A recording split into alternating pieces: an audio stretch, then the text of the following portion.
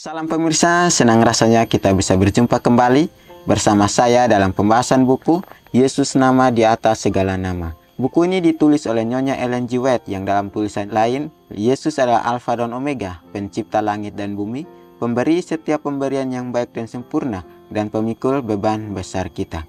Kepada mereka yang hancur oleh dosa, Dia menawarkan juru selamat yang sempurna, perantara yang agung, perantara yang maha kuasa, dan kapten keselamatan kita. Ya, ini adalah ajakan untuk kita. Biarlah kita selalu datang kepada Tuhan dengan segala beban yang kita punya. Kita mau dekatkan akan kehidupan kita kepada Tuhan kita. Biarlah kita selalu mempunyai roh kerendahan hati untuk selalu bersyukur dan selalu mengikuti akan karakter yang Tuhan sudah berikan dalam kehidupan kita. Dan jika kita juga mengalami suatu permasalahan atau suatu hancur oleh karena dosa, biarlah kita sudah datang kepada Tuhan kita. Kita akan masuk dalam pembahasannya dengan judul Oknum yang kelengkapan dirinya indah. Ayat intinya terdapat dalam Yesaya 55 ayat 7. Baiklah orang fasik meninggalkan jalannya, dan orang yang jahat meninggalkan rancangannya. Baiklah ia kembali kepada Tuhan, maka Dia akan mengasihinya. Hai pembaca, sudahkah engkau menentukan jalanmu sendiri? Sudahkah engkau tersesat jauh dari Allah? Sudahkah engkau berusaha memakan buah-buah pendurhakaan, padahal hanya mendapati buah-buah itu hancur berkeping-keping di bibirmu? Dan sekarang rencana-rencana hidupmu meleset dan pengharapanmu padam. Apakah engkau duduk sendirian dan kesepian? Suara tersebut yang sudah lama berbicara ke hatimu, tetapi yang olehnya engkau tidak mau mendengarkan, datang kepadamu dengan terang dan jelas. Bangkitlah dan pergilah, sebab ini bukan tempat perhentian bagimu. Oleh karena kenajisan, maka kamu akan dibinasakan dengan kebinasaan yang tidak terpulihkan. Mika 2 ayat 10. Nah, di sini sangat menarik ya, Tuhan katakan kepada kita saudara-saudara, sudahkah kita menentukan jalan kita sendiri? Sudahkah kita tersesat jauh dari Allah? Kenapa kita harus perlu Tuhan? Kenapa Yesus itu penting di dalam kehidupan kita? Ya, karena Kristus adalah Kristus yang hidup, Tuhan yang hidup. Karena Dia memberikan kita pendamaian, mengajar kita, menolong kita, memberikan kita kedamaian. Karakter kita, Dia membantu kita dalam setiap masalah yang kita hadapi. Untuk itu kita harus datang kepada Tuhan. Jangan kita selalu memakan buah-buah yang akhirnya dapat memadamkan akan cahaya terang yang ada dalam kehidupan kita. Jika lampu atau cahaya atau pengharapan kita padam, kita mau salahkan siapa saudara-saudara? Padahal Tuhan sudah menginginkan atau Tuhan sudah memanggil kita, berbicara kepada kita dalam hati kita masing-masing. Suara yang sudah lama berbicara kepada kita, kita telah mengabaikannya. Kita telah menghindarnya. Padahal sudah jelas Tuhan datang dalam hidup kita. Sudah jelas Tuhan memberikan kita sukacita, memberikan kita gambaran. Tetapi hati kita mau menolak akan suara yang ada. Karena apa? Karena kita masih menginginkan buah-buah yang di luar daripada kehendak Tuhan. Karena kita masih ingin keinginan kita itu tercapai. Tidak salah keinginan kita untuk datang kepada Tuhan itu, tidak salah. Tapi keinginan kita untuk mengambil jalan kita sendiri, itulah yang salah. Ya, di sini tadi sudah katakan, sudahkah kita menentukan jalan kita sendiri atau tidak? Kembali lagi, dengan jelas Tuhan berbicara kepada kita.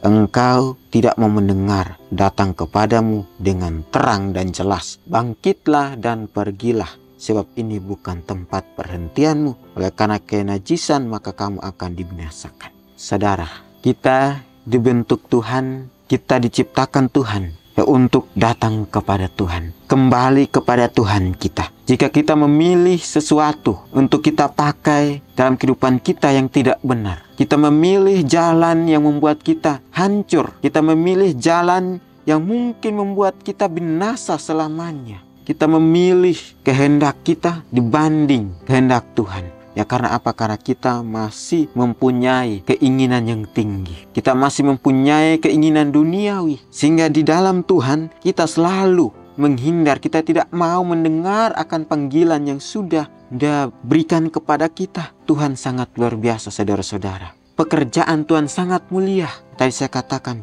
Tuhan itu penting bagi kita. Karena apa, saudara-saudara? Tuhan itu sangat luar biasa. Dengan cara apa kita harus datang kepada Tuhan? Ada 4 hal yang membuat kita datang kepada Tuhan. Yang pertama, lihat Allah dalam penciptaannya. Yang kedua, melihat Allah dalam pekerjaan kita. Melihat Allah dalam setiap pencobaan kita. Dan melihat Allah dalam pendidikan kita. Melihat Allah dalam perjalanan kita, sehingga kita dapat kembali kepada Tuhan. Tuhan selalu menunggu kapan kita mau kembali kepadanya. Jangan kita selalu mencari jalan untuk membinasakan kehidupan kita. Jangan mendengarkan bujukan musuh untuk menjauhkan diri dari Kristus sampai engkau telah berhasil menjadikan dirimu sendiri lebih baik. Sampai engkau cukup layak datang kepada Allah. Jika engkau menunggu sampai nanti kelak, maka engkau tidak pernah akan datang. Bila mana setan menunjuk kepada pakaianmu yang kotor, ulangilah janji juru selamat. Barang siapa datang kepadaku, ia tidak akan kubuang. Yohanes 3 ayat 6.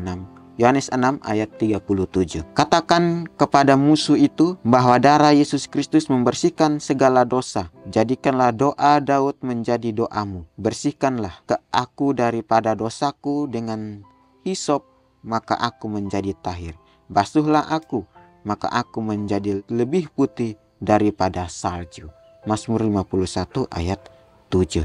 Jangan sampai kita mendengar atau menerima bujukan yang bujukan musuh yang membuat kita jauh daripada Kristus, membuat kita tidak mengenal Kristus, yang membuat kita selalu membantah akan suaranya, membantah akan kasihnya. Tapi Tuhan katakan, ingatlah janji Kristus. Barang siapa datang kepadaku, ia tidak akan kubuang. Meskipun kita punya banyak dosa yang kita hadapi, yang kita punya dosa, kesalahan yang kita perbuat setiap harinya. Apabila kita mau datang kepada Tuhan dengan kerendahan hati, kita meminta pertobatan yang sungguhnya kepada Tuhan, maka Tuhan, Dia setia dan adil, akan membawa kita pada hidup yang kekal. Jika kita mau menunggu Tuhan kelak akan datang sendirinya, kita tidak bisa, saudara-saudara. Tetapi apa yang harus kita lakukan sebelum Tuhan datang? Itu memperbaiki, membenahi kehidupan kita. Membenahi kehidupan saya supaya saya seperti layak di hadapan Tuhan. Sampai saya cukup layak datang kepada Tuhan. Ingatlah janji Tuhan. Walaupun kita berada di dunia yang fana, dunia yang penuh dosa. Kita manusia lemah, kita manusia yang tidak berdaya. Tapi jika dengan kuasa dan kasih kemuliaan Tuhan, kita mau menghindar atau kita mau membuang jauh-jauh akan nikmat dunia ini, kenikmatan dunia ini, kita mau menerima kenikmatan surgawi, akan kasih karunia dan sukacita Tuhan selalu ada dalam kehidupan kita. Walaupun dosa kita kotor sama sekali, Tuhan akan membersihkannya putih seperti salju. Peringatan-peringatan Nabi itu kepada Yehuda supaya memandang Allah yang hidup dan supaya menerima tawarannya yang berkemurahan, tidak tersia-sia. Ada orang-orang memberikan perhatian yang sungguh-sungguh dan yang meninggalkan berhala, mereka balik menyembah Yehova. Mereka belajar melihat di dalam diri Khaliknya kasih dan rahmat serta kemurahan, dan pada hari-hari yang gelap yang harus berlaku dalam sejarah Yehuda, ketika hanya yang tersisa yang boleh tinggal di negeri itu, maka kata-kata Nabi itu terus memperlihatkan hasilnya dalam reformasi yang menentukan. Pada waktu itu, kata Yesaya memaklumkan manusia akan memandang kepada Dia yang menjadikannya, dan matanya akan melihat kepada Yang Maha Kudus, Allah Israel. Ia tidak akan memandang kepada mesbah-mesbah buatan tangannya sendiri, dan tidak akan melihat kepada yang dikerjakan oleh tangannya, yakni tiang-tiang berhala dan pedupan-pedupan. Yesaya 17 ayat 7 dan 8. Banyak orang akan memandang oknum yang kelengkapan dirinya indah, yang tertinggi di antara 10.000 orang.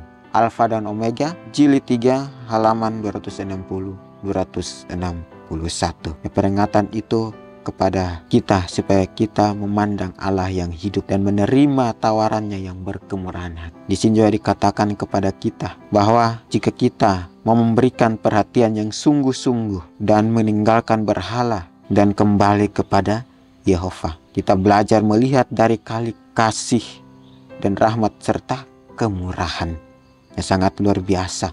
pelajaran ini kembali mengingatkan kepada kita untuk terus memandang kepada Tuhan, walaupun banyak bisikan yang datang dalam hidup kita. Tetapi jika kita mau mendengar akan bisikan Roh Kudus, bisikan suara Tuhan itu sendiri, maka kita selalu berada dalam lindungan Tuhan. Ya, pada waktu itu kata Yesaya, memaklumkan, manusia akan memandang kepada Dia yang menjadikannya, dan matanya akan melihat kepada Yang Maha Kudus, Allah Israel. Ya, ia tidak akan memandang kepada mesbah-mesbah buatan tangannya sendiri, dan tidak akan melihat kepada yang dikerjakan oleh tangannya, yakni tiang-tiang berhala dan pedupan-pedupan. Tuhan tidak melihat, Tuhan tidak memandang seberapa banyak dosa yang kita punya. Tetapi bila kita mau terus memandang dan datang kepada Tuhan, Tuhan siap menerima kita dan dapat mengubahkan kita. Di sini juga dikatakan banyak orang akan memandang oknum yang kelengkapan dirinya indah. Siapa yang dimaksud oknum yang kelengkapan dirinya indah? Itulah Kristus sendiri. Biar kita selalu memandang kepada Tuhan kita yang tertinggi di antara 10.000 orang. Biar kita selalu meninggikan Kristus kita. Ada ayatnya juga mengatakan bahwa Musa dapat meninggikan ular di padang gurun. Demikianlah kita juga dapat meninggikan Tuhan dalam kehidupan kita. Ya, renungkan lebih dalam. Mengapa Tuhan memohon dengan sangat untuk pertobatan saya?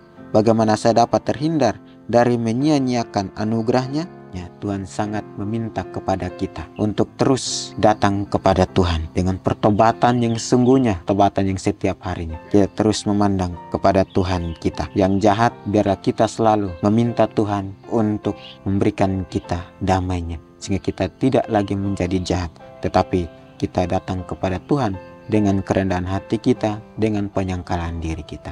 Itulah yang Tuhan inginkan. Janji Tuhan sangat indah bagi kita. Untuk itu, biar kita selalu menyerahkan kehidupan kita sepenuhnya kepadanya. Ya pemirsa, kita akan berjumpa lagi di kesempatan yang berikutnya, dan Tuhan memberkati.